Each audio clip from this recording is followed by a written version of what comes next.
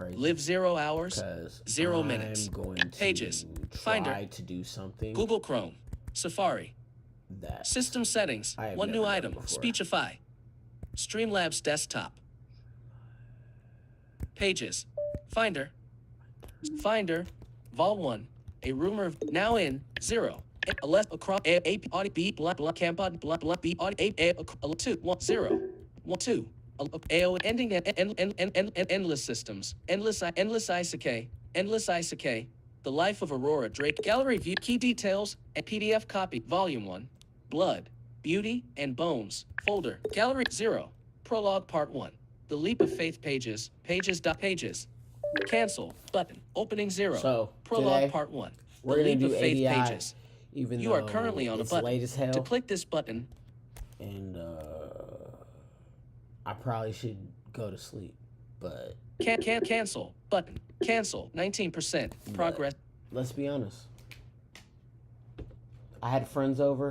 Messages for now in 0 prologue part 1. I had The leap of friends faith over, and I pages should have done window. this. Document body page 1 of 4. Edit text content speech muted. Well before 12 o'clock in the morning. I'm going to do another stream today because I was supposed to stream today, so this is the bonus stream. But, yeah. 0. Prologue, Part 1. The Leap of Faith. Drake had always been fearless. To know fear for her was the equivalent of a human growing gills and breathing underwater. It was impossible. At least she believed it was, until a terrorist changed the world and blew up Big Ben. A movement had been started a few years prior by a group known as Black Hole Conglomerate to destroy all clocks across the world, which Drake thought to be ridiculous. Until more and more unbelievable events occurred across the globe. And before she knew it, she herself destroyed her own watch, wondering if she too could help magic apparently return to the world as she knew it. As a lover of all things anime, Dungeons and Dragons and World of Warcraft, she'd always wanted to use magic and become the hero of her own life. Yet as she grew toward her 17th year of life, all of those dreams subtly died. A few years prior, she put up her video game consoles, packed up her collection of manga, comic books, and Magic the Gathering cards, beginning to study to become a doctor with every bit of herself. When she thought back, she knew that her love of those things died not because of her own waning belief of magic and all things supernatural, but instead had more to do with the loss of her mother. Her mother's death by the evil known as cancer was what truly sparked her decision to become a doctor. However, she still practiced parkour and continued to be an avid fan of live-action role-playing, commonly known as LARPing, which she pursued in her free time over the weekends. She managed to become quite decent at playing with fake swords, skilled enough to defeat more than 3 opponents at a time on countless occasions and become seen as an absolute terror on the fantasy battlefield. She eventually was admitted to Harvard Medical at the tender age of 17, all after a couple years of furious studying and being admitted to pre-med by the age of 15, getting on a flight to Massachusetts felt like nothing in comparison to what she'd already achieved. A large smile on her face, while she looked back on her short life just that morning. The very same morning that she'd broken her watch after watching a young man with eyes seemingly filled with stars step from the very top of Big Ben's clock tower, and somehow had not immediately fallen to his death. And with this returns the laws of magic that have been stolen from you, all my mortal brethren, said the now infamous terrorist, walking through the air as easily as Jesus was said to have walked upon the surface of the Sea of Galilee.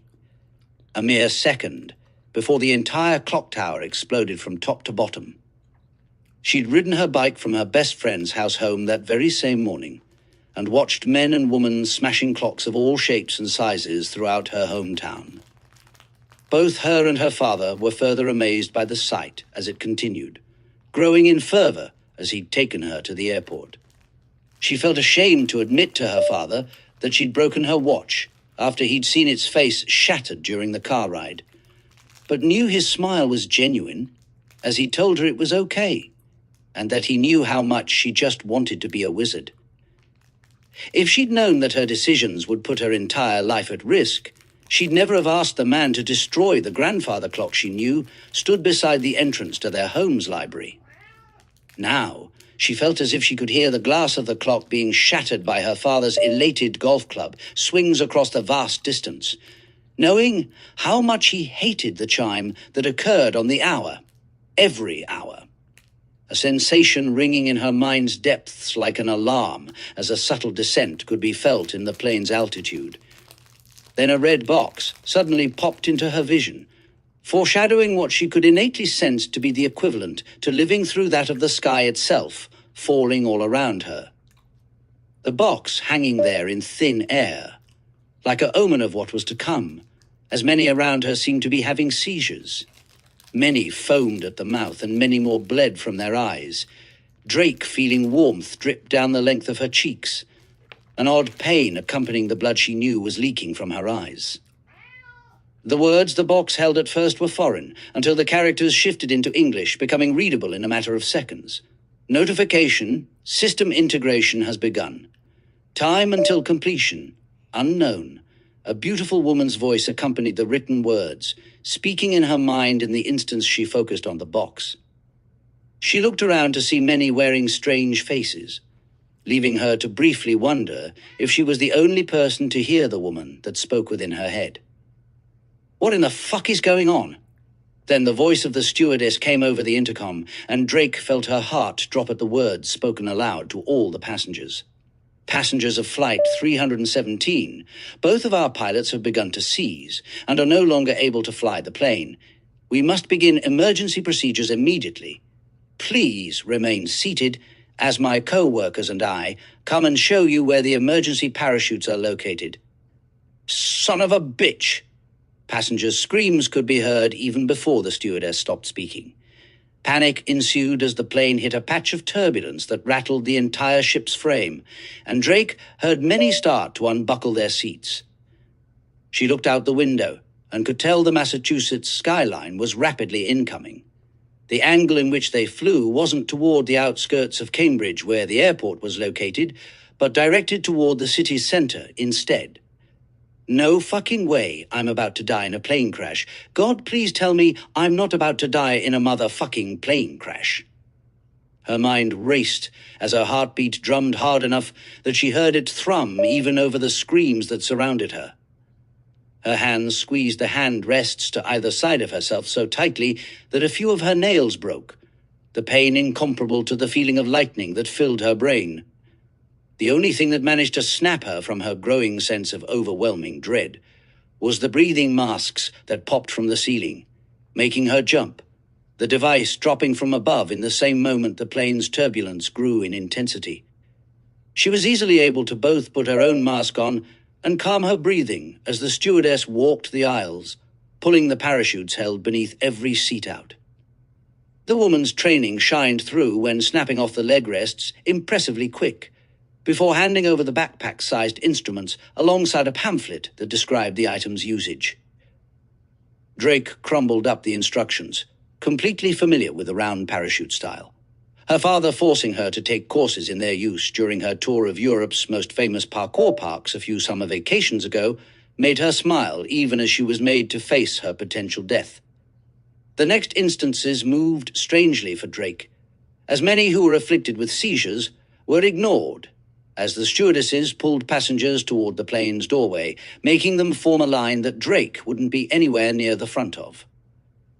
"We have to leave them all here," said Drake under her breath as she rose to her feet and ripped off the breathing mask to join the line, being handed a small air canister to use while she waited to exit the plane by the stewardess.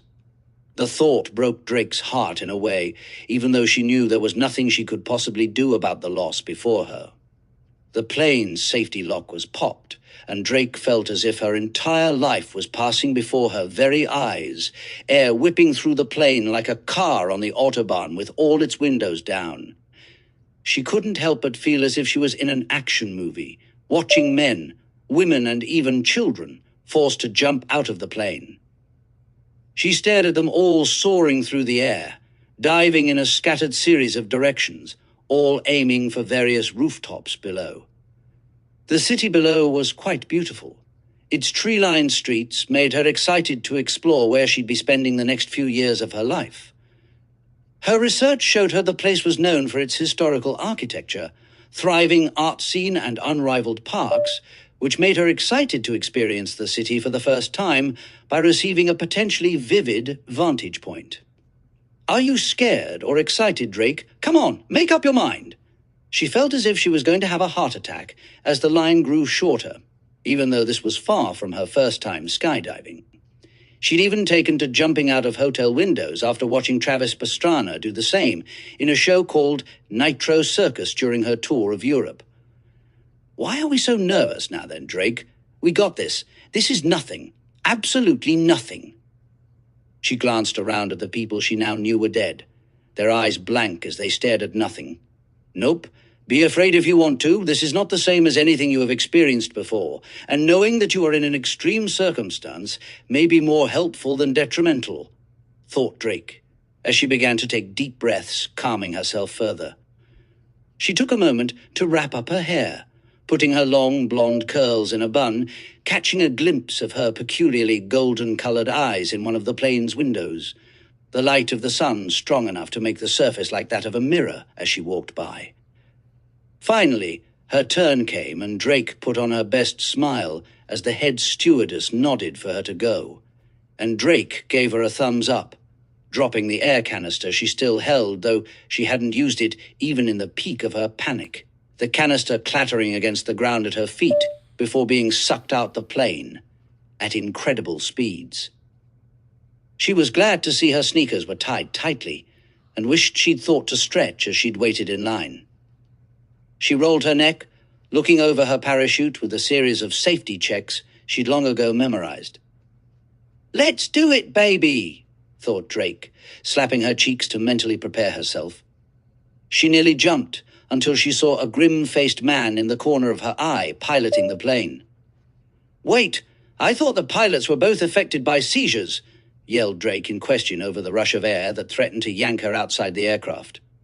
"They were." Marcus used to pilot a biplane in his free time. "He can't land the plane. The landing gear isn't operational for some reason, but he's offered to fly this for as long as he can to help," yelled the woman with nothing but sorrow on her face. Drake froze momentarily, feeling herself step toward where the trembling Marcus was obviously deciding to go down with the plane to save the lives of the other passengers. "Wait, where are you going, young lady?" Drake ignored the stewardess and rushed past the few passengers left to jump behind her.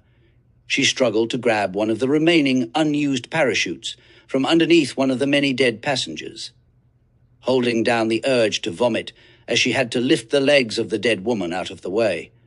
She was easily able to snap the leg rest off the seat after watching the stewardess achieve the same thing earlier, grabbing the chute and rushing toward the front of the plane. "Young lady!" Drake ignored the stewardess a second time as she blew by the woman, stopping next to Marcus, doing her best to put on a smile as she sat in the CO pilot's seat.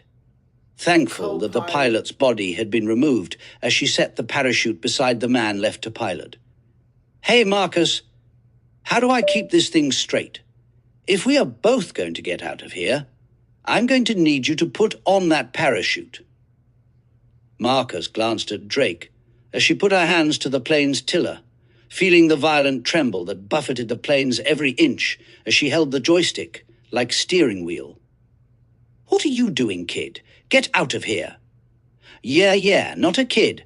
I'm a stunt woman, and even if you're a retired Marine, I still feel like I have more experience diving from planes than you.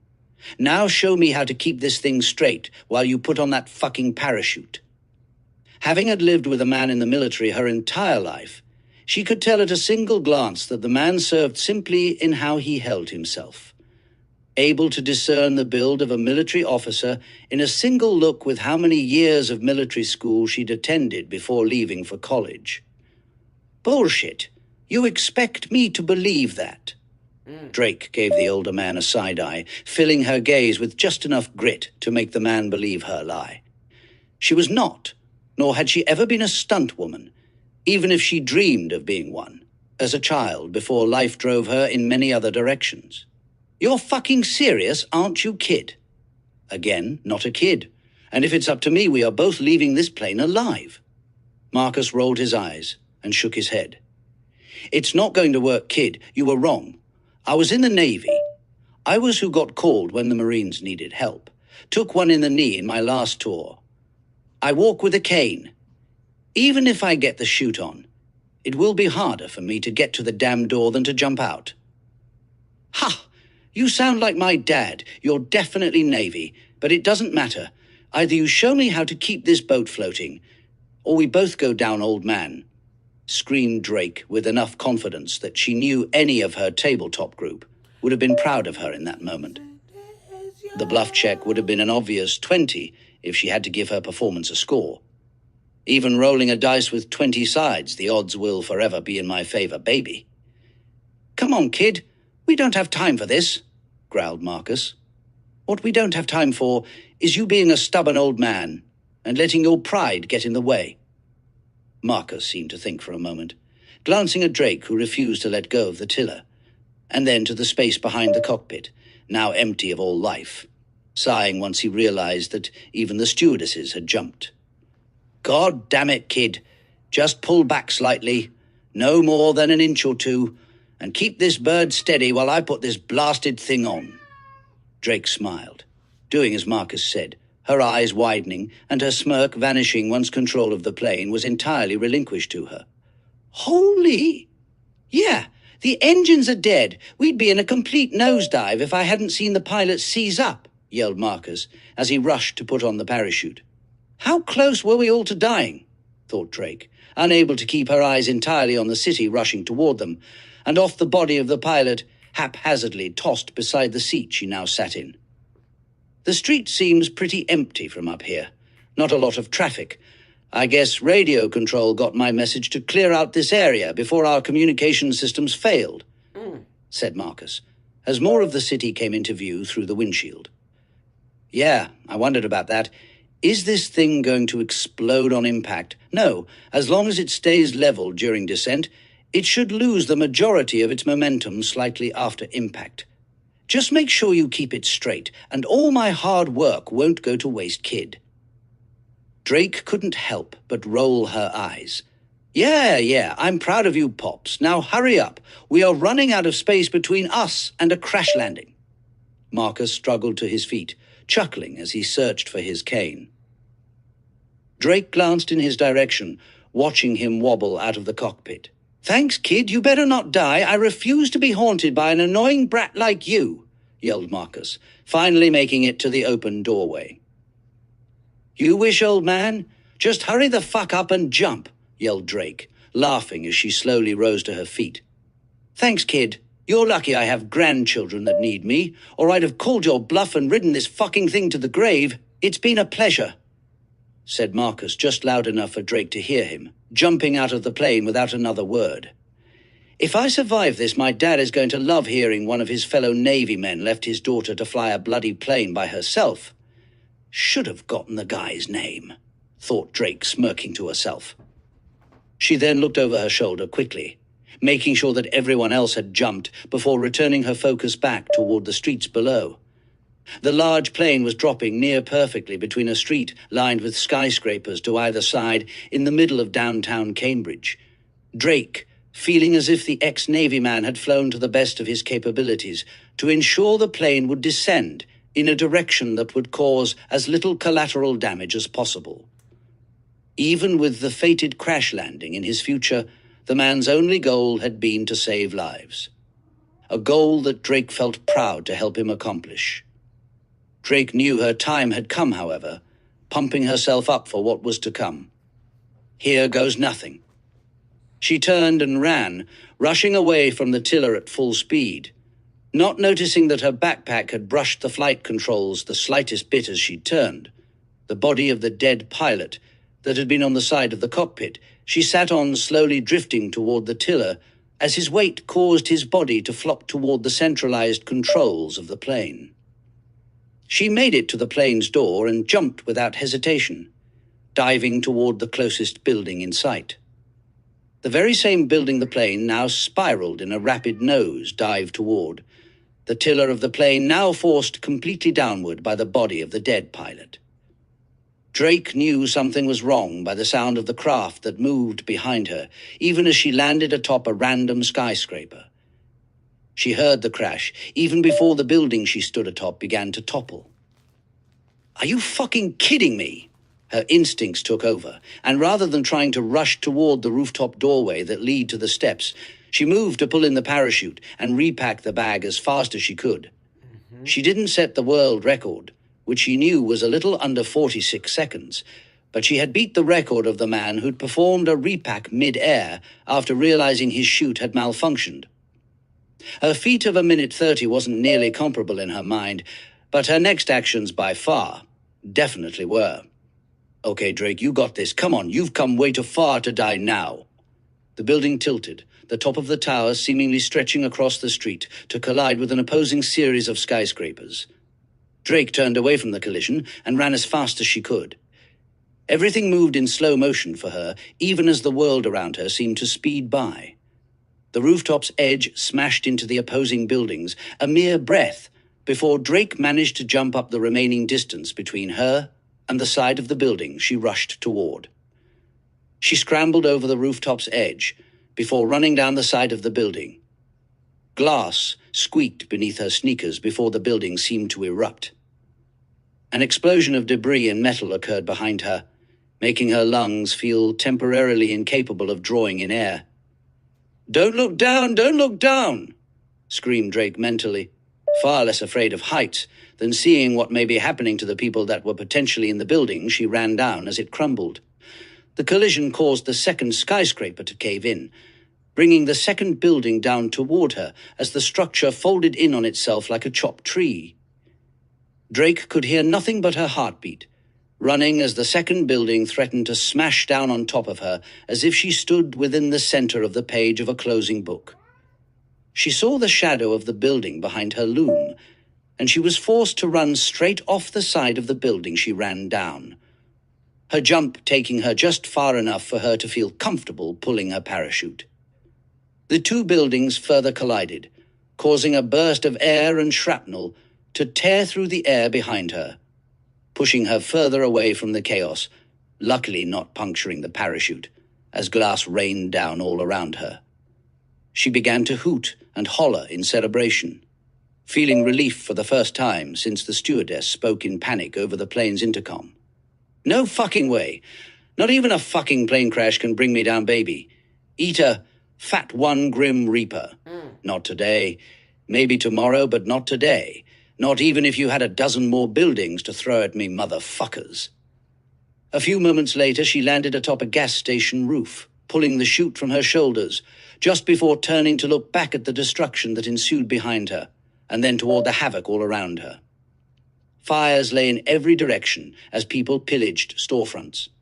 An untold amount of civilians fought in the streets, even as many more tried to escape the violence occurring all around them. The closer she got to the gas station's rooftop edge, the more she was able to witness. So as the speeding car that raced toward the gas pumps just below her came into view with its driver seizing behind the wheel, Drake could only sigh. Well, fuck me sideways. Chapter 1, guys. ADI, I've been wanting to put that one out for a minute. But Speech up header, group, selection reply, bottom tab. To hide or show head finder, Streamlabs desktop, stream end stream, live 0 group, live 0 hours, 24 minutes, and 13 seconds. Group, one viewers. You are current. I'm cutting it short tonight. I'm tired. We did it. We're going to be back in the morning. Hopefully with more ADI. If not, we're going to do some other stuff. Group, but live 0 hours, 20 end stream, button. I gotta cut it. You are currently on a button. I'm sorry I didn't do more, but we'll be back later today with a lot more content. I love you guys. And until we speak